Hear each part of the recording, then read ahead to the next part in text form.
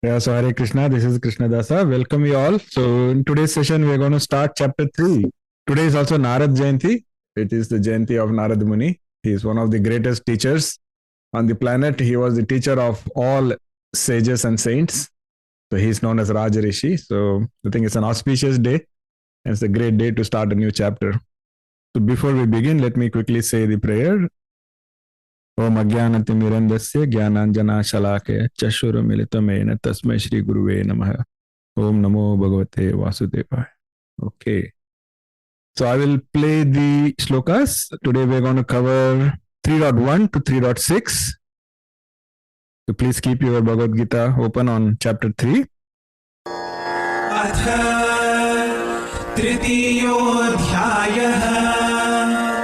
कर्मयोगः अर्जुन उवाच जायसि चेत् कर्मणस्ते मता बुद्धिर्जनार्दन तत्किं कर्मणि घोरे मां नियोजयसि केशव व्यामिश्रेणेव वाक्येन बुद्धिं मोहयसीव मे तदेकं वद निश्चित्य येन श्रेयोऽहमाप्नुयाम् श्रीभगवानुवाच लोकेऽस्मिन् द्विविधा निष्ठा पुरा प्रोक्ता मया नघ ज्ञानयोगेन साङ्ख्यानां कर्मयोगेन योगिनाम् न कर्मणामनारम्भात् नैष्कर्म्यं पुरुषोऽश्नुते न च सन्न्यसनादेव सिद्धिं समधिगच्छति न हि कश्चित् क्षणमपि जातु तिष्ठत्यकर्मकृत् कार्यते ह्यवशः कर्म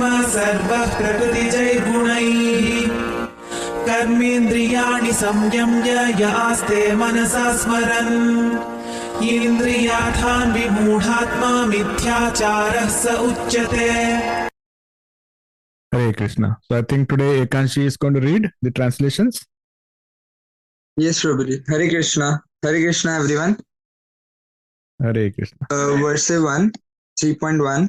Arjuna said, O Janardana, O Keshava, why do you want to engage me in this ghastly warfare? If you think that intelligence is better than fruitive work. 3.2. My intelligence is bewildered by your equivocal instructions. Therefore, please tell me decisively which will be most beneficial for me. 3.3. The Supreme Personality of Godhead said, O sinless Arjuna, I have already explained that there are two classes of men who try to realize the self. Some are inclined to understand it by empirical philosophical speculation and others by devotional service. 3.4. Not by merely abstaining from work can one achieve freedom from reaction, nor by renunciation alone can one attain perfection. 3.5. Everyone is forced to act helplessly according to the qualities he has acquired from the modes of material nature. Therefore, no one can refrain from doing something, not even for a moment. 3.6. One who restrains the senses of action, but whose mind dwells on sense objects, certainly deludes himself and is called pretender. Hare Krishna. Thank you so much. I really appreciate that. Thank you, Prabhuji. So, welcome to chapter 3. It's a very interesting chapter again. Karma Yoga, very important chapter. So, chapter 2 was Sankhya Yoga, if you remember. And Krishna had explained the importance of performing your prescribed duties without attachments. That was one of the key takeaways, one of the key verses from the second chapter.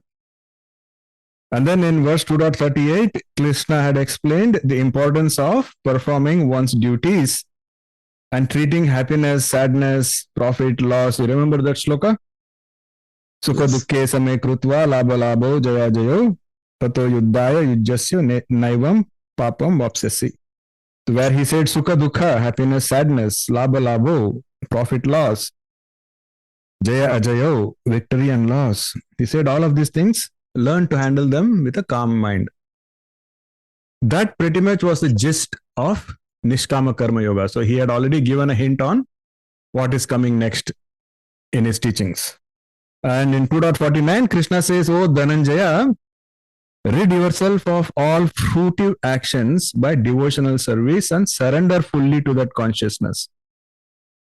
If you remember, Krishna used a very interesting term. He said, those who work with attachment to expectations, they are like misers because they are not in the mode of giving, they are in the mode of taking. Even anything small they do, they want the results. Where is the fruit? So Krishna called them as misers. In other words, in chapter 2, Krishna starts by explaining Sankhya Yoga and the science of the soul, and then he explains Karma Yoga, and then he explains Buddhi Yoga, which is pretty much the yoga of Nishkama Karma, or actions without attachment. So this term Buddhi Yoga pretty much means Karma Yoga plus wisdom, which is Nishkama Karma Yoga. So as you can see, Krishna gradually progressed and he provided elevating knowledge to Arjuna. However, our friend Arjuna, he is not able to understand everything, or he doesn't want to take in everything, and he thinks that when Krishna talks about Buddhi Yoga, he thinks that pretty much means renouncing all actions, give up everything, become a sannyasi, go to a forest or go to a mountain. So he's asking Krishna, with this understanding, with this flawed understanding, he's asking Krishna, he's saying, "Oh Janardana, if you consider knowledge to be superior to action, then why do you ask me to wage this terrible war?" See, Janardana means one who protects and liberates people. So Arjuna is saying, protect me also. And then comes this famous statement where Arjuna says, "Oh Krishna, I am very confused by your contradictory statements. Please tell me decisively which path is Shreya and what is good for me."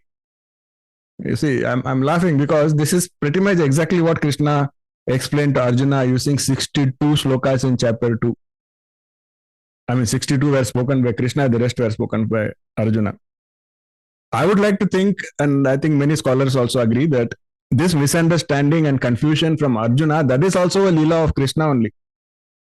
Because a lot of us also have similar questions. A lot of us also have similar doubts. We sometimes feel like, what Krishna says doesn't make sense. But so Arjuna is a friend that Krishna has sent to ask the questions on our behalf so that the answers can be provided. What I would like to point out is, this is a natural response humans have for any concept that we cannot immediately understand. The natural response is this. For example, there was a time when everybody believed that Earth was the center of the universe pretty much. And they said the sun also, goes around the Earth. This was a very strong belief. And then came one scientist, Copernicus, and he told everybody, no, Earth is just a small planet, and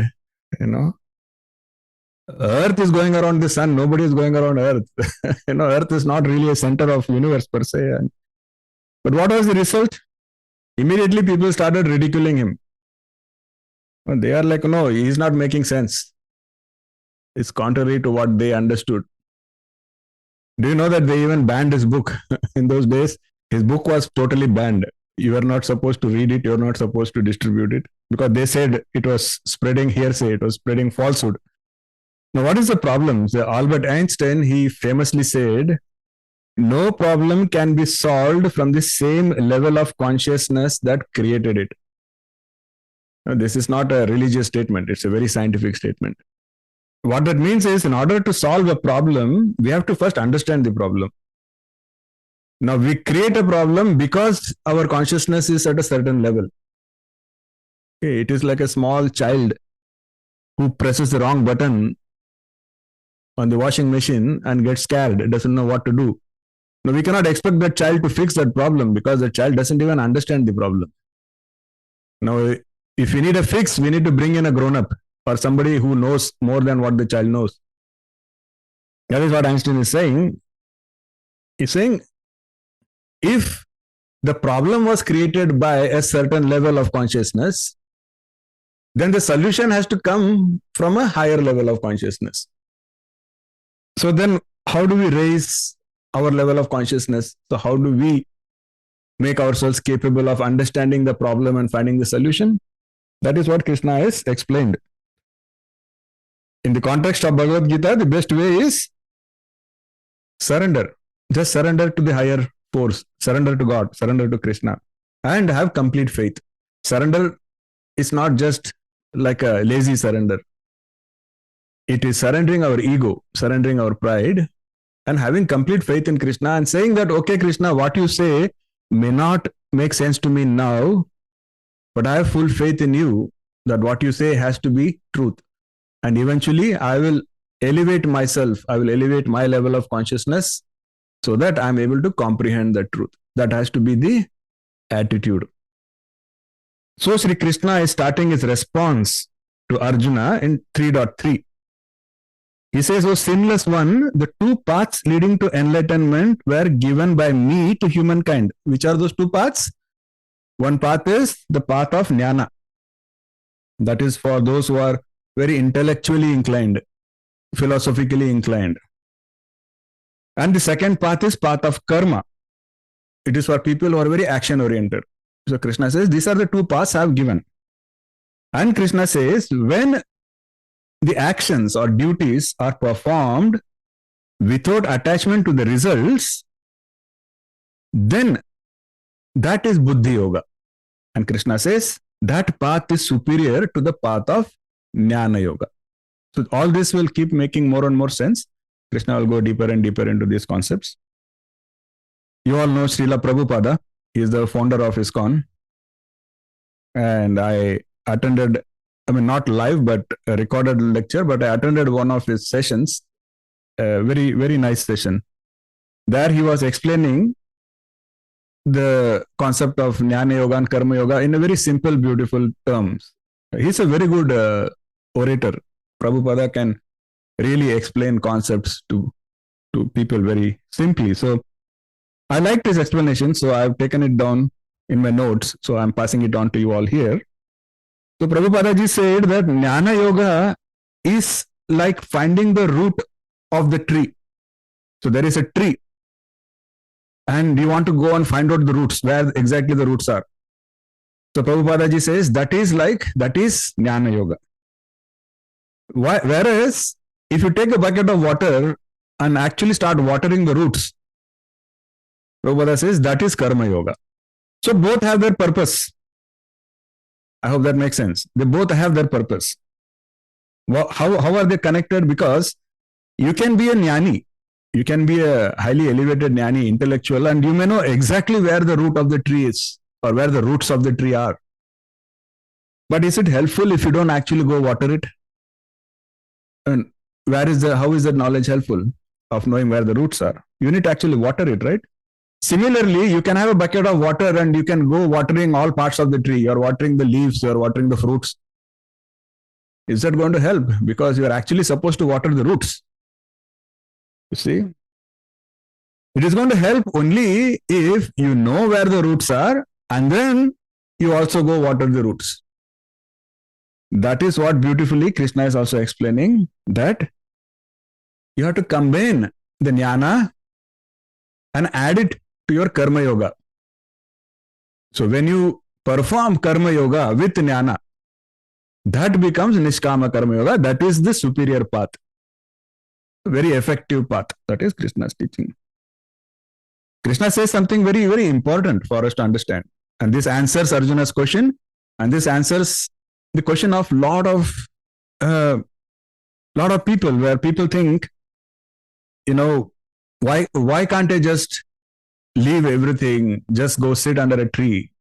Would that not be the quickest path to success, spiritual success? So what Krishna is saying is, we cannot achieve freedom from the law of karma just by giving up action. Very important to understand. Because we all understand that karma means we did something and that results in some karma. That is the understanding we all have. So then some people will intellectualize and they say, okay, if I then do nothing, then there cannot be any karma then. And Krishna says, good try. It doesn't work like that. Okay. We cannot escape from the cycle of cause and effect just by choosing not to act at all. In fact, it's not possible. Krishna is saying it's not possible to not do anything. In fact, for example, our mind, even our mind, it's constantly jumping from one thing to another thing to another thing. And in like a second, it will jump to 100 different places. Even that is action. Okay, so, for example, the concept of non-violence. Non-violence does not just mean I didn't hit anybody. Non-violence also means I didn't think of harming anybody. So in your mind, if you have killed the entire population, that is also very big negative karma. So Krishna is saying that the concept of I will do nothing is just not possible. We cannot think of not doing anything. There is nothing like I will do nothing. I want to point out 2.47, the most popular shloka of second chapter. Karmanyavadikaraste ma phaleshu kadachana. Everybody knows this. Everybody who has studied the Bhagavad Gita knows that. What that does mean, that what we discussed in the chapter 2. Do your actions without expecting results. Clear? Is that what 2.47 is? Everybody agrees, right? Okay. The problem is, many people, they do not look at the second line and they don't really dive deep into what was the next line in that same shloka. It says, Ma karma phala hetur bhur ma te sangotsava karmani. Sangotsava akarmani. The second line says, which is usually ignored, that line says, never consider yourself the cause of the results of your actions. You are not in control. And never be attached to inaction. The last part was that. Never be attached to inaction. Do you know Napoleon, the great general? Everybody knows him. He was such a great general. And he once said, all the bad things that are happening in the world, it is not necessarily because of the violence of the bad people, but it is because of the silence of the good people. Very profound. In other words, a lot of us, we don't even want to do what we are supposed to do, what we have to do. And Krishna has clearly called it out. Don't get attached to such inaction. That is also not right. So we should never abandon our duties. We should never shy away from doing what we are supposed to do. The thing is, we have to do it with God consciousness and detachment from the results. And that is how we perform Karma Yoga. So Shri Krishna has also said in 2.56, he said, nor can we attain perfection of knowledge by mere physical renunciation. We cannot just run away. Doesn't help. So in 2.56, Krishna had said, one whose mind remains undisturbed amidst misery, who does not crave for pleasure, and who is free from attachment, fear, anger, such a person is called steady of wisdom. Why are we talking about that shloka here? Because he called the need for overcoming. First of all, he says, overcome those three dangerous vikaras, kama, krodha, anger, fear, and attachment, moha. For that, we have to discipline our minds, and this is his message for the Jnana yogis. He says, first discipline your minds. And once you discipline your minds, Krishna says, then you perform actions without attachment to the results. And this is how you bring Jnana Yoga and Karma Yoga together to succeed on your path. I hope this is making sense. And I want to reiterate what we just discussed. We discussed that it is important to do your duties without attachment. And it is also equally important to understand that we should not be attached to inaction. In other words, if you know you are supposed to do something and you are avoiding it, that is also harmful for our growth. And that is also generating negative karma. So what we are actually supposed to do, what is Krishna saying? Krishna says, first, conquer your vikaras, main vikaras, primary vikaras, anger, fear, attachment, because they will help us adhere to rightful actions. Because if you are a slave to kama, krodha, and moha, it's not easy to stay on the dharmic path. We are going to not always be doing rightful actions. If you're a slave to those vikaras, we will do non-rightful actions, wrong actions also. So Krishna says, first take care of that. And then perform your duties without attachment. So what we have to understand is, based on what we have learned so far today, you can clearly see also the example of the tree and the roots, where we saw that you have to first know where the roots are, important, and then you have to water the roots. That's also important. Knowing the roots without watering, useless. Watering the tree without knowing where the roots are, useless. Okay. So, what is the conclusion of all of that? The conclusion is Jnana Yoga and Karma Yoga, they are complementary. They are not contradictory. Okay. That is the key takeaway from what we have learned so far. And Krishna says a beautiful formula, very, very important formula. This is going deeper into Karma Yoga, where Krishna says, no action is not the same as no reaction. So that defies Newton's third law of motion. The Newtonian notion that every force has an equal and opposite reaction, but which means if there is no force, there is no reaction. But Krishna says that's not true in Karma Yoga.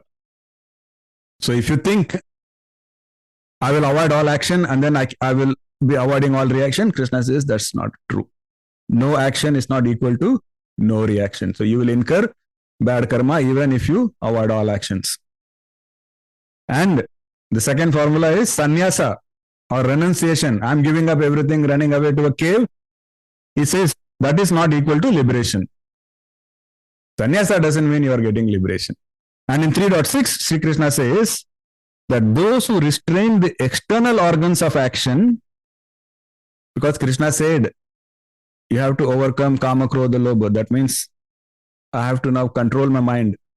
So there are people who make a show of controlling, how they are controlling themselves. So Krishna says, those who are restraining the external organs of action while continuing to dwell on the sense objects in the mind, they certainly delude themselves and they are to be called mithyachari. Mithyachari means hypocrites. Krishna hates hypocrites. All saints do.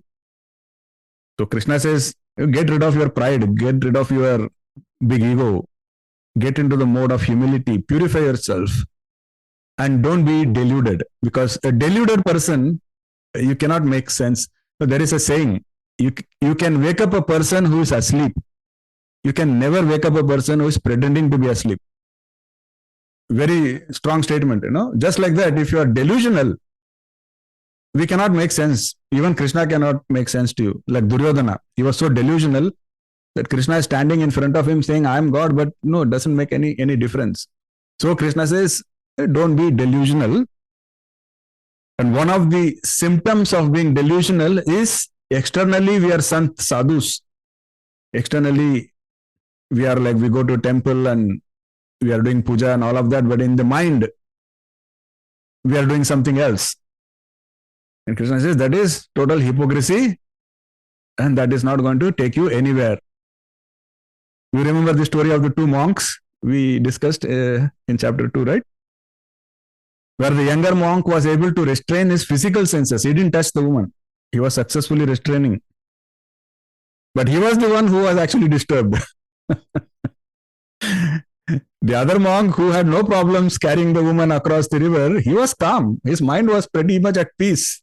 But the guy who was restraining his external organs was the one who was actually disturbed.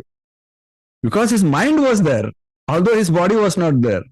So Krishna says, so that is the idea of renunciation, right? What is a sannyasi? A sannyasi is pretty much somebody who is externally giving up everything. I give up a home, I give up my comforts, I give up good clothes. No, I'm sitting inside a cave. That is all external renunciation. So Krishna says, what use is that? If you cannot have control over your mind, because your mind is still in the world, it is still engaged in sensory activities. So that kind of mithyacharis, they don't really succeed. So I don't recommend that to any of you. That's Krishna's message. Swami Mukundananda, another great orator, he also speaks very well. I attended one of his lectures, and so he explains, he quotes a story from the Puranas to explain this point further. It's a nice story. So there were two brothers, Tavrit and Suvrit. and they were walking from their house. Their intent was to go to a place where a Panditji was explaining Srimad Bhagavatam in the temple compound. And so they start from their home and they say, okay, let's go and listen to this Panditji's explanation of Srimad Bhagavatam. But on the way, it begins to rain very heavily. So they run and they try to find shelter. They get into some building that they see on the way. They take shelter. But unfortunately, they figure out that they are actually in a brothel, like, where a lot of these bad character women, they are dancing and doing all sort of crazy things. Now, Tavrid, the elder brother, was very, he was disgusted. He's like, where did we come in? And so he says, it's okay, I would better get wet. So he gets out.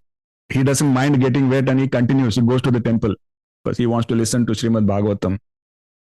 Whereas the younger brother, Suvrit, he said, what's the big deal? I don't mind sitting here for some more time until the rains subside. So the younger brother sits in that building. Now the older brother reached the temple and he sat for the discourse. But guess what? He is there sitting, listening to the discourse, but his mind is saying, did I make a mistake? My brother is back there. He probably is having a good time. And I'm sitting here in a temple. Did I make a mistake? Whereas the younger brother, Suvrit, he's sitting here and his mind says, did I make a mistake? My brother is so wise. He went to the temple. Right now, he must be listening to the Bhagavatam and getting such divine knowledge, and look at me where I am. Looks like I made a mistake. What's the big deal? I was not going to melt in the rain. I could have also got wet. Why did I not do that? So when the rain stopped, both started walking towards each other because that guy said, let me go to meet my younger brother. The younger brother said, let me try go meet my older brother. And just when they were about to meet, lightning struck, they both died. And Yamraj comes and he says, I'm going to take you guys where you are supposed to go. And he says, Tavrit, you are going to hell. And Suvrit, you are going to heaven. And Tavrit is very puzzled. He complains. He says, I think you made a mistake, Yamrajji. I'm Tavrit. I'm the older brother. I'm the guy, who was in the temple listening to Srimad Bhagavatam. It was my brother who was sitting in that brothel. Why are you taking me to hell? You should be taking him, right? The Yamraj says, Beta, we never make mistakes. We didn't make a mistake. He was sitting there to avoid the rain, but his mind was on Srimad Bhagavatam. Whereas you were sitting in the temple and your mind was where? So Tavrit was doing exactly what Shri Krishna declares. Mityachari. This is exactly what Krishna says, don't get into. Making a show of external renunciation, whereas your mind is somewhere else. He says that is a problem. That is detrimental to your growth. You don't have to be in a temple. That doesn't make you elevated. You can be in your home. You can be in your office. But as long as your mind is focused on God, as long as mind is focused on good things, you are on the right path. So Krishna is not saying don't go to a temple. That's not the point. What Krishna is saying is the emphasis should not be on physical renunciation and physical show of detachment and all of that. The emphasis should be the internal. The mind should be pure. The mind should be focused on Krishna. That is the message. Of course, later on we will see that physically restraining your senses is an important first step. Because that weakens your desire and gradually it will help you get there, but that shouldn't become your goal. It is not enough to just restrain yourself physically. That is what we are supposed to learn here. And how do we handle this mind, which is going everywhere? Anybody remembers what was Krishna's tip on how to? Yes, Ekanshji. Prabhuji, we need to divert our thoughts towards God. You need to chant holy name, or you can ultimately take your thoughts to the Krishna. Exactly. Towards Krishna. Excellent. So that's a substitution technique that Krishna taught us in chapter 2. So here Krishna is saying it is important to control your mind. It is more important than controlling your body. And then the natural question is, okay, how do we control the mind? And then the revision, like Ekanji said, that's what Krishna already explained in chapter 2, substitution technique. First practice that. Get your mind under control. That is very, very important. So as we can see, in verse 3.4 to 3.6, Krishna has told us what we should not do and how not to approach the path of liberation. Now from 3.7 onwards, Krishna will talk more about what to do and what is the right way to go ahead. So I think with that we can conclude today's session. Hare Krishna.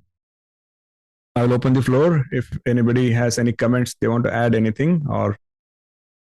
Hare Krishna, I would like to say something. This is Preeti. Preeti ji, Hare Krishna. Hare Krishna. My father had the fortune of meeting Sri Prabhupada in Mumbai. Very nice. And sometime, I think in 70s, early 70s. Mm-hmm. And I still recall, he had the Bhagavad Gita, the book, with Prabhupada's photograph right on the second page. And I was a kid. I used to, not a kid, a school-going child. I used to keep looking at that book. How many times I've gone through those pages, those beautiful photographs. So I just wanted to mention this. It was something it took me back to my memories. Thank you. Thank you for sharing Hare the Krishna. memory. Hare Krishna. Hare Krishna. Yes, Ekanji, you wanted to say something? Yes, Prabhuji. I have a small question. It's like before coming onto the spiritual path when you are a teenager, right? You always have like dreams that you want to achieve, that you want a big car, big house. But as soon as you come in your 20s and start practicing spirituality, so you think of like ultimately like abandoning some of the desires. Like there's no need to have a big car or big home. So does sometimes people work for their dreams, make their desires strong and they stay attached towards their desires? I think I get the context of your question. So we will study later also that the problem is not having a big car. I mean, we just discussed. You can have a big car and you can be a spiritually elevated soul. That's okay. On the contrary, you can be on a bicycle and have a very filthy mind. So the external aspect is not important. Krishna never said that people who are rich cannot be elevated. So a great example is Raja Janaka. He was a king. He had an entire kingdom. He had all the Aishwarya that you could think of.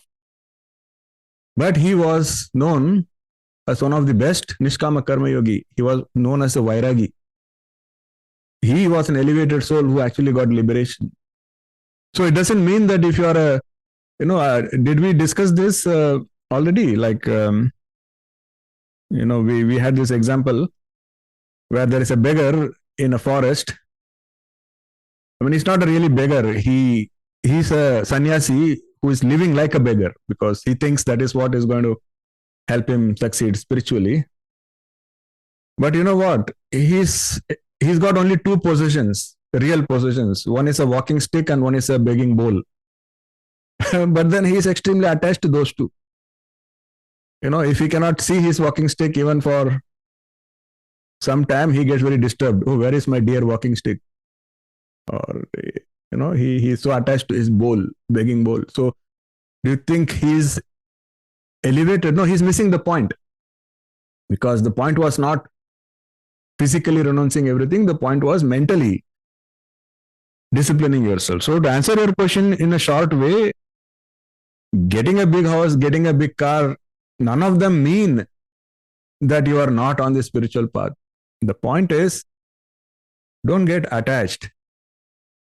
Don't make them your source of happiness because they cannot give you happiness. That is what Krishna's message is. In fact, Krishna says, go do what you have to do. Now, if you focus on your job, focus on, like if you're a businessman, focus on doing a good business. Focus on being ethical. Focus on working hard. But don't be all hung up that, my friend is also a businessman. My friend has a Mercedes. I only have a Toyota. And now I'm disturbed. I'm unhappy. Krishna says, don't get into that mode. That is attachment. That is not going to help you succeed. That is the whole. Prabhuji, one last question. Yes. Is it already predefined that what we are doing right now? Somebody is doing job, somebody is a doctor, or somebody is a scientist, or somebody is a lawyer. Is it already predefined, or it is what we choose actually as a through our intellectual? This is a very deep question. It's a very controversial question also, because a lot of gurus will have a lot of different answers for this. But based on my knowledge, based on what I know so far, there are two aspects to this. The first aspect is what you become, whether you become a butcher or whether you become a teacher or whether you become a doctor. It all depends on your inner nature. We will read that also later on in the Bhagavad Gita. Everybody, as we discussed sanskaras, if you remember, in chapter 2. Yeah. So your inner nature is connected with those sanskaras, and eventually what you do will be based on your inner nature. That is why in olden times we had this, varnashrama system where we assigned duties to people based on their nature. It was not based on birth, really. That became a corrupted version later. But when we say somebody is a kshatriya or somebody is a Vaishya, it was aligned with their inner nature. So even now, if you see in chapter 3, Krishna says Jnana Yoga is for those who are inclined intellectually. He doesn't say Jnana Yoga is for Brahmins and Karma Yoga is for Kshatriyas. That is not the message. The message is whatever is your inner nature, that will determine what you want to do in life. And the advice is don't go against your inner nature, because otherwise you will never have peace. You will never have calmness of mind. So if your inner nature is, for example, a teacher, a preacher, let us say that is your inner nature. You like to understand about God, you like to teach about God, but then you force yourself to go become a soldier. No, it's not really going to work, because you're not going to feel the alignment. So what you become should be based on your inner nature, and that holds true for people who have kids. When we are coaching our kids, let us not force them to do something just because it is fashionable or just because it is our dream. We have to understand what our children's inner nature is and encourage them to pursue a career that is aligned with their inner nature. That should be the most important prerequisite. And then whatever they do, they will feel happy. See, even now, if you look around, you will find people who are doing very humble jobs. Like I have seen myself, there are some people who are taxi drivers and they are very happy. They will seem joyful, happy. Must take them. And I have seen, big bosses of big companies, they are miserable. They are making 10 times more money, but they are miserable. Why? Because this guy is aligned with his inner nature. That is what he felt like doing. That's what he thought he was good at, and he did it, and he is happy. That's what matters. So that is one answer on what you need to do. The second answer about destiny, I would say, I'll give an example. Maybe that will explain the destiny concept. Is you say you get into a train and the train is going to take you to Mumbai. You are in Delhi, you boarded a train, the train is going to take you to Mumbai. Now you reaching Mumbai is a destiny. That you cannot change. You cannot make the train go to like Lonavala. It's not going to happen. But how is that journey? Is the entire journey miserable? Are you fighting with everybody and creating a hell for yourself and all the passengers? Or are you trying to just focus on the scenery? Are you trying to be friendly with people? Are you trying to help whoever is in the train? There are a million ways the journey can be, but that is in your hands. You remember we discussed those different types of karmas: sanchita karma, prarabdha karma, kriyamana karma, right? So whatever is the karmic account that you are supposed to take care of in this birth, which has been given to you, you can call that as a destiny. But that is at a macro level, at a high level. It is like saying this train will go to Mumbai, but it doesn't control every aspect of your life. There you have a lot of freedom. Okay? And that is your kriyamana karma, like that is in your hands. Your kriyamana karma can even negate some of your sanchita karma. So to make my answer short, At a high level, there is a destiny, but at a micro level, you definitely do have a lot of control. That is your free will to take care of your journey. I hope that answers your question, Ekanji. Yes, Prabhuji. Yes, Prabhuji. Thank you. Thank you so much. Good questions. It's like, Yes, Smitaji. no, somebody had raised a hand, so I was just waiting for Oh, that is her Apurvaji. to Yes, ask. Apurvaji. Hare Krishna Bhaiya. Hare Krishna. So I have a question. It's good to not harm anyone intentionally, but is it okay to say no if you sense that the other person can harm you? You know, if there is recently, so 2 days back, my colleague asked me for something, and I usually never say no to anyone, but I had to say no to him is because if I'll say yes, my work gets delayed or something. But the reason I said no is because the way he asked was very rudely. So there were two reasons. If he would have asked a little bit, gently, I would have made extra effort and said yes, helped him. And then I said no, and I'm disturbed, terribly agitated for past 2 days. Like, have I done right? Have I done wrong? So, what to do in this sort of situations when we are. Yeah, I'm not going to tell you what to do in every situation, but what I can tell you is, take rightful action. That is the teaching. What is the right thing to do at that instance? The most important thing is you have to complete your assignment. You have to finish your duties. And that person has that person's duties, that person has to do their duties. So it was not your duty to help that person. So it's not like you have ignored your duty. Now we come to the other aspect of whether you could have been accommodating. That's a very subjective question, but in my opinion, I think you shouldn't be letting these things agitate your mind. These are small things, and just focus on what you can do. Like today you are agitated. Is there something you can do to help that person today? If you can, go ahead, help. If you think there is nothing you can do, you have the answer. Either ways, there's no point in the mental agitation. It's not helping you. It's not helping the other person. Yeah, the point was it's okay to shelve ourselves sometimes, right? Yes, of course. Be assertive. Yeah. This is one of the biggest lessons is learn to be assertive without being aggressive. So did I talk to you about the 4 principles, the Toltecs? We spoke about it, I thought, in the first chapter. So an entire civilization gained spiritual evolution by following just 4 principles. The first principle is be impeccable with your word.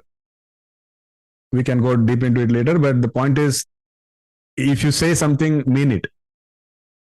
Because that builds integrity, and the more integrity you build, it makes you more aligned with the universe.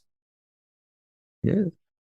And the other one is always do your best, not more, not less.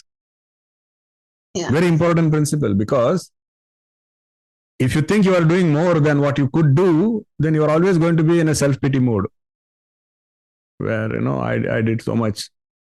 And if you do less than what you could do, you are always going to be in a guilty mode. So it is up to you to know what is the best you can do and always do just that. Don't overstretch, and at the same time, don't cut corners. And, so these are the 2 principles. Of course, the third principle is don't take everything personally, because that is an act of selfishness. So if everything you take personally, that means you think it's all about me. It's such a selfish way to live, right? So don't take things personally.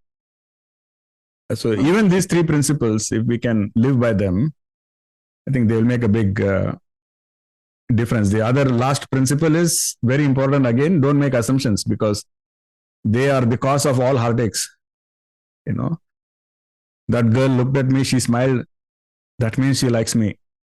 That is how all, sorrowful stories start. Yeah, she looked at you, correct. She smiled at you, correct. But everything else was your assumption. And that is the cause of all heartaches later on, right? So it's a very powerful thing. I'm making it sound like a joke, but it's a very powerful statement. Don't make assumptions, because a lot of our mental turmoil, lot of our mental reactions, they're all based on assumptions, not necessarily reality. We explained this through another example in one of these sessions earlier. Somebody honked at me and I'm mad. Why? Because I already made an assumption. That guy is rude, that guy hates me, whatever, a million assumptions I've made, right? Reality could be that guy is probably in just an emergency. Maybe that guy wants to go to the washroom, whatever. Maybe that poor guy is in an emergency, that's why he's honking.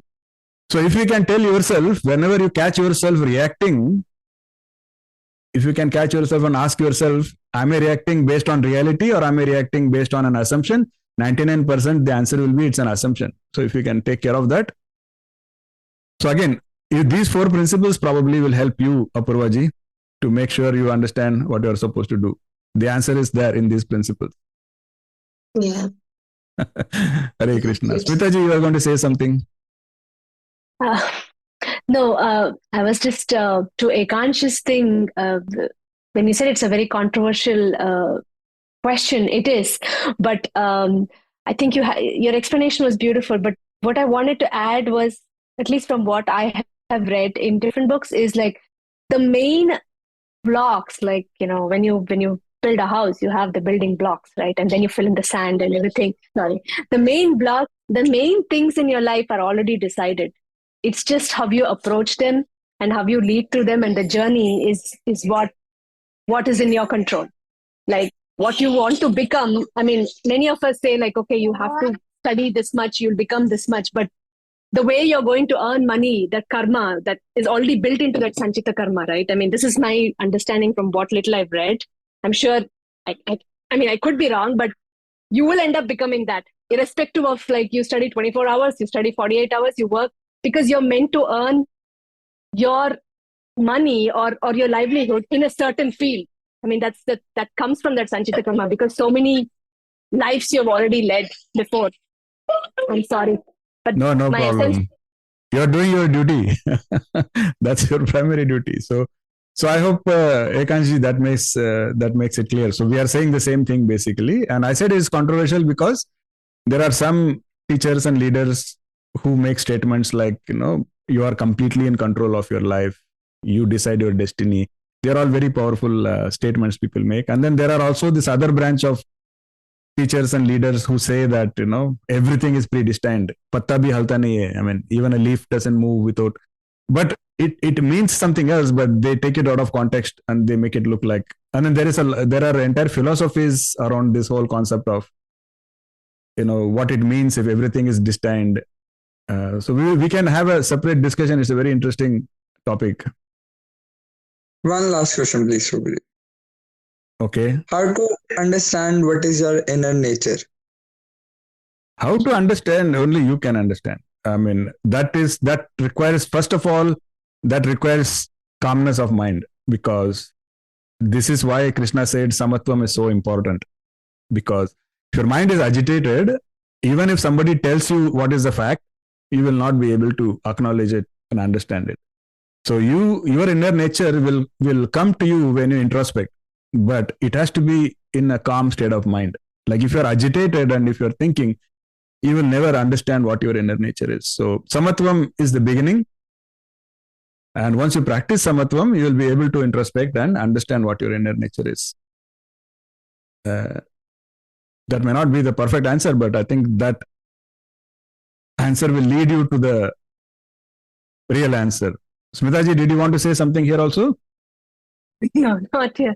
I was wanting to complete that. Now my husband took my daughter, so I complete that. So what I just wanted to tell, it's like before we are born, our soul itself decides the path based on our karma, right? God does not force us, because the soul is pure. It knows, like, okay, you have to do this much things to actually either erase all your bad karma or, to reach that equilibrium state. So you would have chosen the path that you're actually leading. And here we'll cry for what happened to us, but we actually would have chosen that, right? Because that is a very big part of reincarnation, like, because you yourself, you have that, they call it judgment day here, but in our Hindu, this one, we say that the group of elders or the gurus who actually sit with you, they are not going to force you to, okay, you have to do this way only, or you have to do this way, because the soul itself chooses its karma. When it looks at what all it's done, it knows that, okay, it has to do certain things, or it has to pay off this karma to certain people. So you are born together, you're born in cluster of soul, right? And then you pay it off. So that's why so much of it is predestined. I mean, although we have free will, we have free will in the journey, like which you explained brilliantly, but so much of it is predestined. Like you can, when you look back in your life, you can think like, if I had done any other way also, I would be at the same spot. I've many times kind of done that, and I feel like, okay, if I've taken this path, any path, it would lead to the same path. I've tried to kind of, what do you call, introspect and realize. And that's when I read this Journey of Souls, this book, which is very beautiful, which said that you actually decide the path before you even reincarnate. So people come here and cry and say, why did you do this? But you chose that because you have to kind of pay off certain karma. Is that true? I don't know, but this is something that I read. So I just wanted to... That question is very interesting. Yeah. So I just wanted Thank you for sharing it. And there's no right or wrong answer. We are all... It's all theory, because there is... Right. Everything is a theory, but yeah, there is one theory that says you choose your next thing, but Krishna will have a slightly different twist on it in the future chapters. Okay. It will be fun to read then that also. Yeah, thanks. Thank you so much. I'll be sensitive to everybody's time commitments. Once again, really grateful to all of you for your continued support and association. Let's meet again next week. Hare Krishna. Hare Krishna. Hare Krishna. Hare Krishna. Hare Krishna. Hare Krishna.